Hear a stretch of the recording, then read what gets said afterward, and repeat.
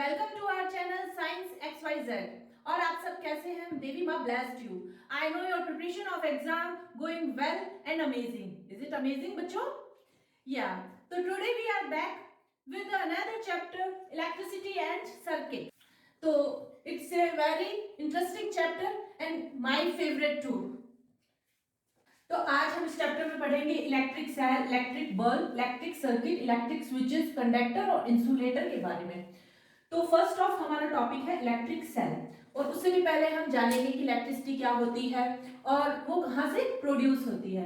तो electricity is a form of energy. Electricity energy की ही एक फॉर्म होती है। It has made our life comfortable and luxurious. ये हमारी लाइफ को कंफर्टेबल और लग्जूरियस बनाती है।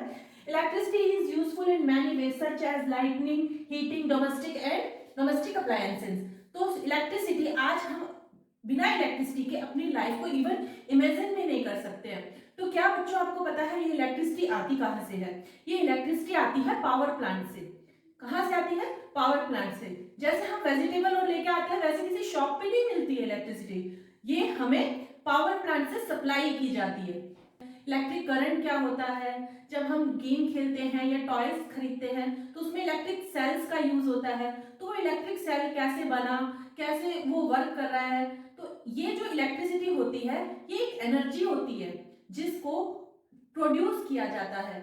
ठीक है, एनर्जी को हमेशा प्रोड्यूस किया जाता है। ये एनर्जी कभी वही एनर्जी कभी कन्वर्ट होके हमें हीटिंग प्रोवाइड कर रही है। जब हम हीटर जला रहे हैं तो वो हीटिंग प्रोवाइड कर रही है। वही एनर्जी कन्वर्ट होके हमें लाइटनिंग प्रोवाइड कर रही है। वही एनर्जी हमें एयर प्रोवाइड कर रही है, पंखे में आके एयर प्रोवाइड करा रही है। तो हम इन सब के बारे में आज जानेंगे कि ये कैसे संभव हो पाता है। तो स्टूडेंट नेक्स्ट हम देख रहे हैं पावर स्टेशन। जैसा कि मैंने आपको बताया था, पावर स्टेशन वो जगह होती है जहां से हमें इलेक्ट्रिसिटी सप्लाई की जाती है। Electricity that we use at home, in our shop, factories is supplied from a power station. वो इलेक्ट्रिसिटी जो हम अपने घरों में, अपनी दुकानों में या फैक्ट्रीज में यूज करते हैं वो इलेक्ट्रिसिटी कहाँ से सप्लाइड होती है? पावर स्टेशन से सप्लाइड होती है। नेक्स्ट टॉपिक आता है इलेक्ट्रिक सेल का। इलेक्ट्रिक सेल तो बच्चों आपने देखा ही होगा। आप जो टॉयज यूज करते हैं, टॉयज के अंदर इलेक्ट्रिक सेल्स का यूज किया जाता है। दीवार पे क्लॉक लगी है, क्लॉक में भी इलेक्ट्रिक सेल का यूज किया जाता है। अगर आप रेडियो या ट्रांजिस्टर सुनते हैं तो उसमें भी इलेक्ट्रिक सेल का यूज किया जाता है। इलेक्ट्रिक सेल्स मार्केट में या शॉप्स पे भी अवेलेबल होते हैं। आपने देखे ही होंगे नॉर्मली इलेक्ट्रिक सेल्स, जैसा कि आपको पिक्चर में दिखाई दे रहा है। ऊपर की ओर एक मेटल कैप होती है और नीचे की ओर मेटल डिस्क होती है। तो कैप वाला जो पार्ट होता है वो उसका पॉजिटिव टर्मिनल है, यानी उसके ऊपर पॉजिटिव का निशान बना हुआ होता है। और जो उसका डिस्क वाला या प्लेन साइड है वो उसका नेगेटिव पार्ट है या नेगेटिव टर्मिनल है। तो हम देखते हैं it use in torch, clock, wristwatch, radio, transistor, camera, इन सब में इलेक्ट्रिक सेल का यूज किया जाता है। It has a small metal cap on one side. इसके एक और छोटी सी मेटल कैप होती है जिसका पॉजिटिव टर्मिनल होता है, वो उस सेल का पॉजिटिव टर्मिनल होता है। It has a metal disc on the other side. Other side में मेटल डिस्क होती है और the metal disc is negative terminal of the cell, और वो सेल का नेगेटिव टर्मिनल होता है। इलेक्ट्रिक सेल जो होते हैं टू टाइप्स के होते हैं। इलेक्ट्रिक सेल कितने टाइप के होते हैं? टू टाइप के। फर्स्ट होता है प्राइमरी सेल और सेकंड होता है सेकेंडरी सेल। फर्स्ट होता है प्राइमरी सेल। प्राइमरी सेल वे सेल होते हैं, वो सेल होते हैं जो हम रेडियो, अपने क्लॉक में या अपने रिमोट में, टीवी के रिमोट में यूज करते हैं, या आप अपने टॉयज में भी यूज करते होंगे। ऐसे सेल जो एक बार अगर उनका केमिकल खत्म हो गया, यानी उनकी केमिकल रिएक्शन जो सेल के अंदर केमिकल होता है उसकी रिएक्शन कंप्लीट हो गई या वह पूरा खत्म हो गया, उसके बाद वो सेल वापस चेंज करना पड़ता है, उसको फेंक के दूसरा रिप्लेस करना पड़ता है उसकी जगह। लेकिन सेकेंडरी सेल्स वो सेल होते हैं जो हम मोबाइल्स में यूज करते हैं, या ऐसे सेल आप कह सकते हैं कि जिसको हम एक बार उनकी केमिकल खत्म हो भी गया तो उनको हम वापस से चार्ज कर सकते हैं और वो वापस से इलेक्ट्रिसिटी हमें प्रोवाइड करवाने लगते हैं। आजकल बहुत सारे टॉयज भी ऐसे आ रहे हैं जिन्हें हम एक बार अगर उनकी बैटरीज खत्म हो गई है तो हम उन्हें वापस चार्ज करके उन्हें फुल कर सकते हैं। तो secondary cell, the cell which stop producing electricity when the chemical are used up completely, it is used in torch, clock, toy, etc. तो वो केमिकल या वो सेल जिनमें केमिकल एक बार अगर यूज अप हो गया कंप्लीटली तो वो किसी यूज का नहीं रहता, उसको रिप्लेस करना पड़ता है। तो वो सेल कौन से होंगे? Primary cell. ऐसे सेल जिनको रिप्लेस करना नहीं पड़ता, उनको वापस चार्ज करके हम वापस यूज कर सकते हैं। A cell that can be recharge using electricity once the chemical inside such the cell are used up। अगर एक बार उसके केमिकल वाला सेल जो है यूज्ड अप हो भी गया तो हम उसको वापस रिचार्ज कर सकते हैं। They are recharge and that start reproducing electricity. It is use in mobile phone, car batteries and laptop. तो ये वाली जो बैटरीज होती है या सेल होते हैं वो मोबाइल में, कार्स में और आजकल तो बहुत सारे टॉयज में भी और लैपटॉप में यूज आते हैं। यानी ऐसी कोई भी अप्लायंस जो आप यूज करते हैं और उसको वापस से रिचार्ज कर सकते हैं आप, इलेक्ट्रिसिटी उसके अंदर जो हम चार्जर लगा के प्लग इन करके उसको वापस से रिचार्ज कर सकते हैं, उसे हम कहते हैं सेकेंडरी सेल्स। तो स्टूडेंट नेक्स्ट हम देख रहे हैं टॉपिक इलेक्ट्रिक। तो स्टूडेंट नेक्स्ट टॉपिक हम देख रहे हैं इलेक्ट्रिक बल्ब के बारे में। तो इलेक्ट्रिक बल्ब क्या होता है, आपने कभी सोचा है? इलेक्ट्रिक बल्ब अगर आपको देखना है तो आप किसी भी टॉर्च का जो छोटा इलेक्ट्रिक बल्ब होता है उसे निकाल कर ध्यान से देखिए, तो आपको पता चलेगा कि वो कैसा होता है। तो इलेक्ट्रिक बल्ब कुछ इस टाइप का होता है, जैसा कि आपको डायग्राम में दिखाई दे रहा है। ये जो पोर्शन है नीचे वाला, ये मेटल का बना हुआ होता है। ये नीचे वाला पार्ट मेटल का बना होता है और ये पूरा ग्लास से कवर होता है। इसके अंदर एक पतला सा, एक वेरी थिन फिलामेंट होता है।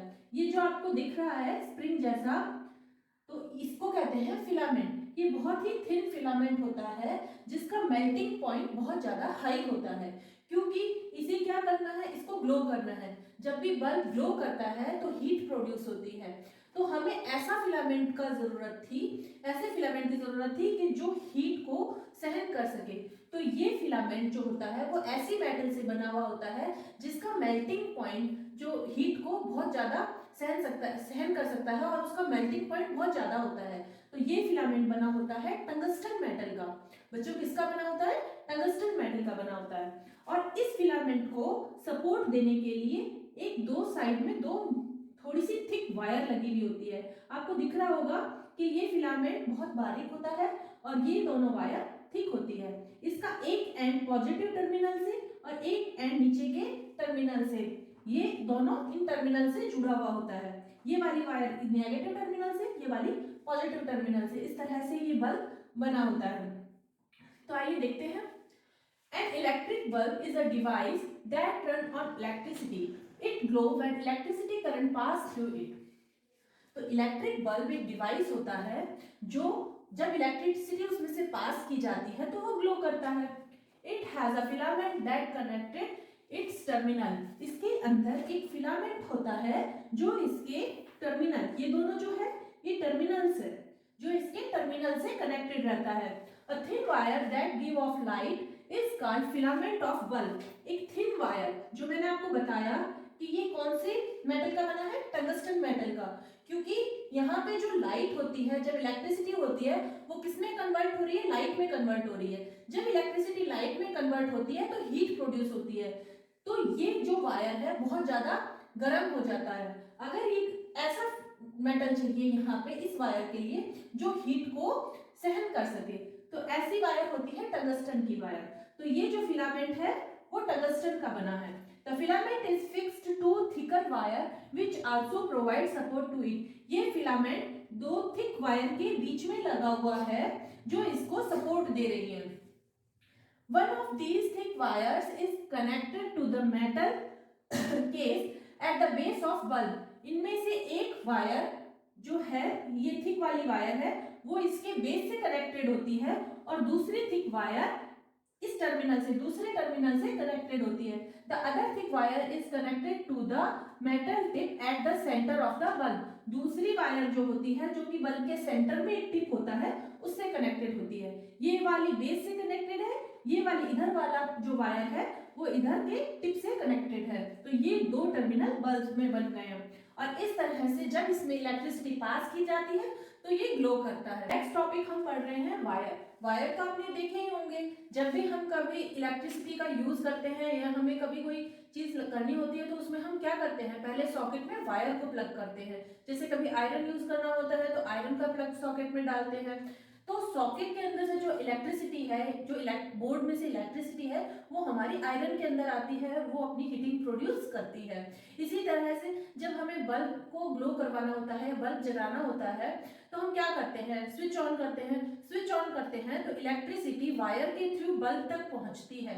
यानी इसका मतलब ये हुआ कि जो वायर है इलेक्ट्रिसिटी को एक कंडक्टिंग पाथ प्रोवाइड करवाता है कि उस पाथ से इलेक्ट्रिसिटी होकर बल्ब तक पहुंच जाएगी। तो वायर क्या होते हैं, एक कंडक्टिंग पाथ प्रोवाइड करवाते हैं।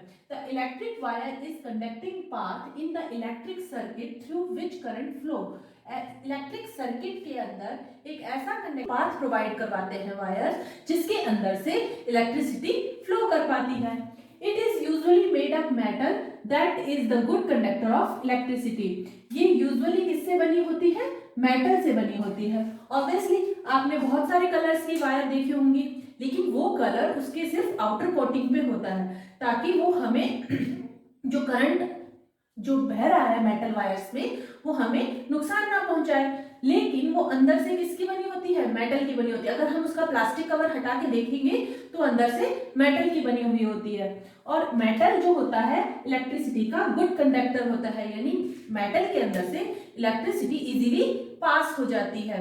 लेकिन अगर वायर्स वुड की बनी हो या प्लास्टिक की बनी हो तो क्या आपको लगता है इलेक्ट्रिसिटी उसमें से पास हो पाएगी? बिल्कुल नहीं, क्योंकि इलेक्ट्रिसिटी सिर्फ कंडक्टर में से पास होती है, जबकि वुड और जो प्लास्टिक है वो इंसुलेटर है, उनमें से इलेक्ट्रिसिटी पास नहीं होती है। ये हम आगे के चैप्टर में पढ़ेंगे। आगे electric currents, insulators and conductors के बारे में स्टडी करेंगे।